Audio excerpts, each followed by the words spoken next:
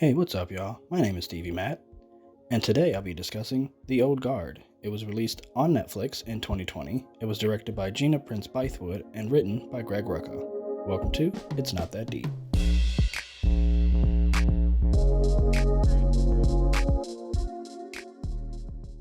This movie was so good on so many levels, but I just want to start by giving it a thumbs up for fight choreo and action scenes. Anybody who knows me knows that I can be a real stickler for action choreo. I blame growing up on martial arts movies, watching people like Jackie Chan and Jet Li and Bruce Lee the God, people who can actually fight and do their own stunts and know how to choreograph fight scenes and action that is visually appealing.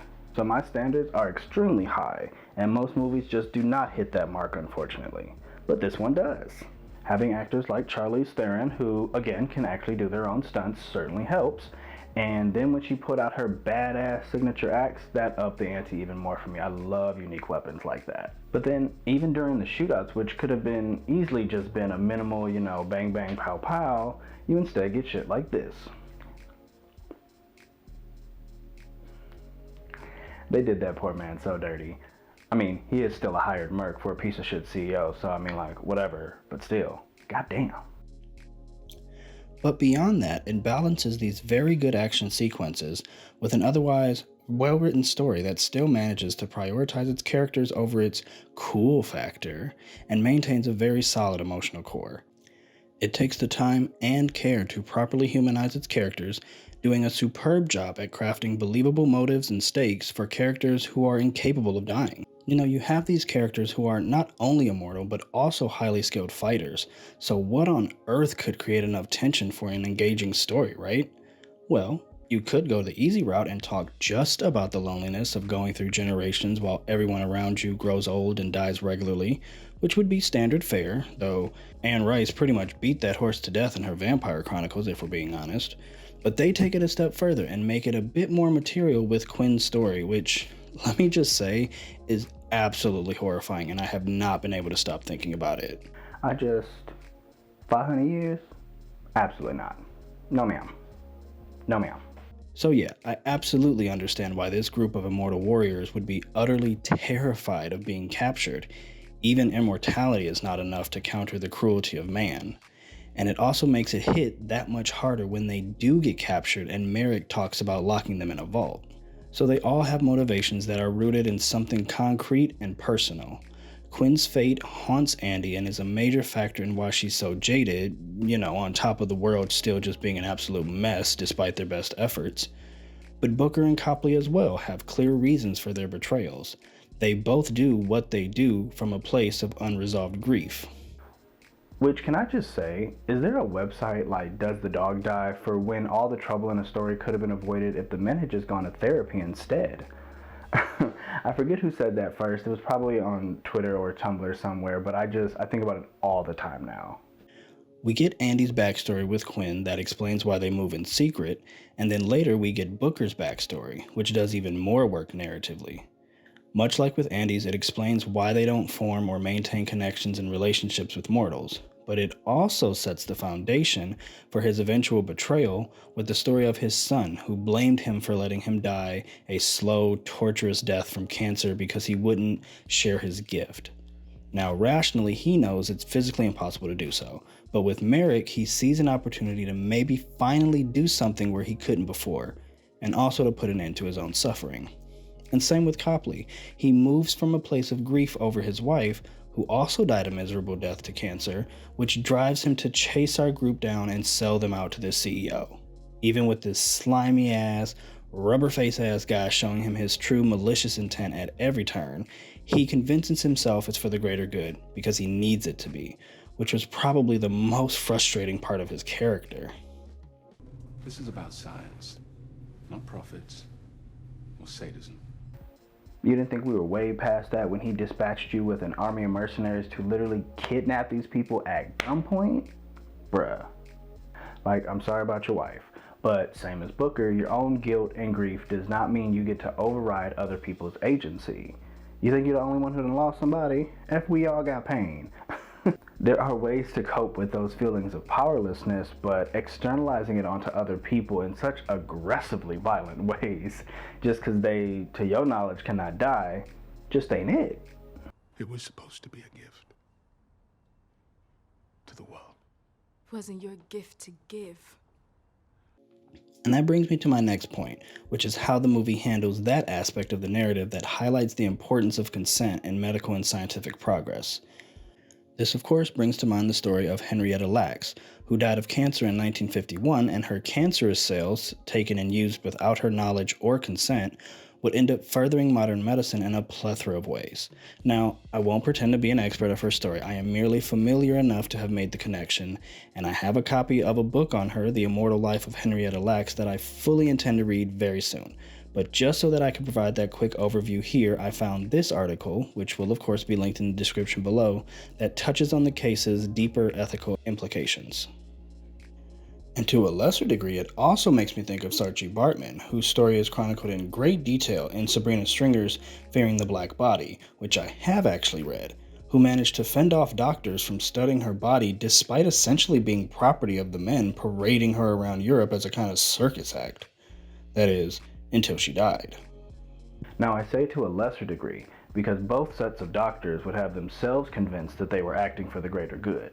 But at least the doctors in Lax's case actually achieved something, you know? The core of the doctor's interest in Baartman was simply to prove their baseless theories that there were biological distinctions in African peoples that made them inherently inferior to Europeans. But that's the point, right? Science and medicine are not inherently objective or ethical. You cannot endlessly torment a group of people simply because they cannot die and then say it's for the greater good. And that's why I like that Merritt calls it his moral obligation to treat them no better than lab mice. Now, I didn't ask for their little permissions. I'm not going to ask for yours. That head doctor in Copley may not be as brash and outright about it as Merrick is, but that's also the energy they're moving with, and they're no better than he is for it and no less violent for their role in all of it. So suffice it to say, I really like the way the narrative handled that aspect of the movie. But the other aspect of the story, which is essentially the primary theme of the movie, did not hit quite as well for me. The main issue of the movie is, of course, Andy's growing cynicism over their greater impact and if they're even doing any good. Well, I call it cynicism because that's how it's framed. The thing that Copley and Niles show her is that they're not failing, she's just too deep in the thick of things to really see the long-term impact of even her smaller good deeds. There's a really beautiful moment between Andy and a cashier who patches her up when she stops regenerating. Today, I put this on your wound. Tomorrow, you help someone up when they fall. The film's entire driving ethos is captured in those two simple little sentences, which come back around when Copley says, She saves a life. 2-3 generations later, we reap the benefit. And it is genuinely a beautiful line at face value, but it just feels insufficient for characters with their abilities. The whole pay it forward gig is cute for regular Joe Schmoes like me and you and, Haley Joel Osment, sure. It's a great principle to move by. But for 5 immortal warriors who can take down a CEO's entire private army by themselves, all while keeping the one of them who isn't even immortal anymore alive and pretty much unscathed, it just feels like a bit of chump change, don't you think? The aim here, of course, is to inspire heroism in all of us, and I could dig that, but it's also taking a deeply individualistic approach to something that is just systemic in nature. Merrick was cruel, yeah, and he was taken down beautifully also, I love that. But his cruelty is not unique to him, right? It's inherent to his class status. You simply don't get that wealthy without cruelty and exploitation. So when Miss Mama says things are not getting better, they're getting worse, it's positioned as sort of a matter of perspective, but she's really not wrong. There are tons of problems that all have systemic roots, and so just imagine if she, or any of them, or this narrative at the very least, had just aimed a little higher. Yes, she can save a child today that might go on in the future to make some medical breakthrough of some kind or something, but imagine the long-term impact of them moving on a grander scale. Maybe not taking on just one evil CEO because he came for them directly, but perhaps taking on a whole system that allows all CEOs to thrive on violence and exploitation. What would that look like? Just something to think about when we're writing all these awesome superhero stories. I'd also like to talk about Niall. I really appreciate how the narrative thrusts her into this world without trying to just scoot past the part where she has to absorb and process this extremely abrupt change in her life. I talked about how this movie shows a lot of love and care for its characters, and I think that's exemplified in this moment right here, her time in the elevator. Early in the film, she backed out of their plan because while she was trained to kill, as she says, she was never trained to cope with the guilt that followed. She had killed once before, didn't like how it felt, didn't want to do it again. And at this moment, she's had to change course when she realizes that Andy has been sold out and is in danger. And she also realizes what that means she'll have to do. So everything that's led up to this moment means that it can remain unstated, communicated through subtleties in her facial expressions and the camera frame, allowing for a quiet moment of levity where she collects herself, takes a breath, and really prepares herself emotionally for what she's about to have to do. And then she kicks that shit into high gear. This is how you highlight major shifts in your characters to make them believable. Her going from not wanting to kill people to becoming a killing machine like the rest of them is a big damn deal and deserves a moment like this to really sink in, both for her and for viewers. It's good writing, it's good pacing, and good overall rhythm. So I love that aspect of her character, but then this one, not so much. You come from warriors. Yeah. Young black girl from the south side of Chicago whose father died in the military, and there were 1,000 ways we could have went left, but instead she joined the military. Because, the US military saves at-risk teens from going down a dark path. Ugh. The military propaganda was thankfully not too heavy in the film overall, but they just couldn't help themselves, could they? They had to throw some in there. That whole thing was just such a loaded exchange. Anyway, I also decided to run her through the Kent test, a criticism tool developed by culture and media critic Clarkeisha Kent in the spirit of the Bechdel test as a way of gauging how well women and femmes of color are written. The Bechdel test, or Bechdel-Wallace test, asks 3 very simple questions about women in movies. Does it have more than one woman in it? Do they talk to each other about something other than a man? It quickly grew into a mainstream tool for gauging how women were being written and represented in media, but as you can see, it started as a mere little lesbian joke in an alternative feminist newspaper, according to Alison Bechdel herself, who it's named after. And so it's not actually that involved as a test, and it was never meant to be, but it has inspired a variety of other tests through which to measure other, more specific forms of representation, and that's where the Kent test comes in. Still not intended, as Clarkeisha herself points out, to be the end-all be-all test, but since it was designed specifically to be used this way, it is more involved than the Bechdel test. So I won't go over the whole thing.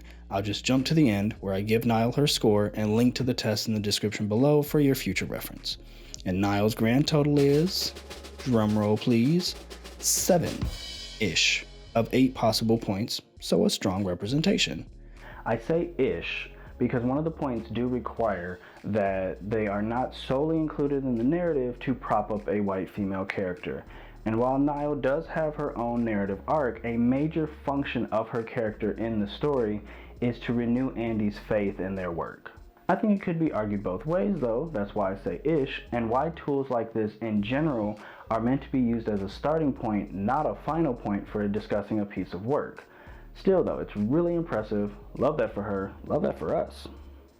And then lastly, just a few highlights, a couple small things here and there that caught my attention for one reason or another. Joe and Nikki! I love how seamlessly they integrated a queer couple into this story. And I love watching them cuddle. That was precious. And not Joe giving this boy an entire ass soliloquy before they slaughter all the childish ass mercs in that truck. Like, okay sis, we get it already. You love the man. Get a room already. Ugh. Somebody please love me like that. Hey, at least I'm not as bad as Booker. I mean, like, yeah, I'm a bitter ass lonely queen too, but I just whine about it on Twitter at like 3 a.m. when I think no one's looking.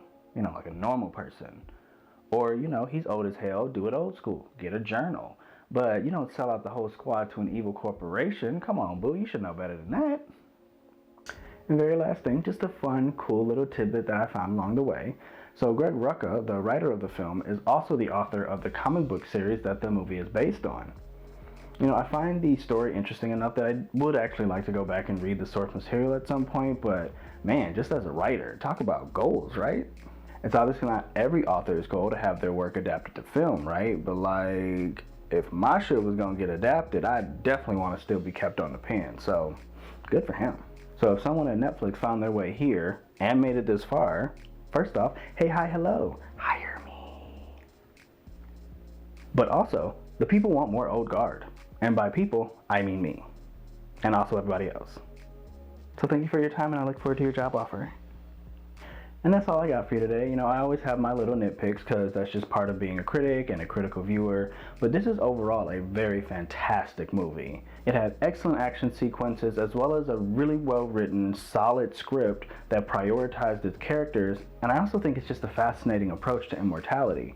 You know, no convoluted rules or mechanics, just simple, we don't know how it works or why we got chosen, we just try to make the best of it. And instead it uses that narrative space to explore the more existential aspects of the whole thing. It's mature and contemplative in a way that I find extremely refreshing. Thank you so much for watching. Hope you enjoyed the video. If you did, hit that like button to show some love. Feel free to leave a comment down below.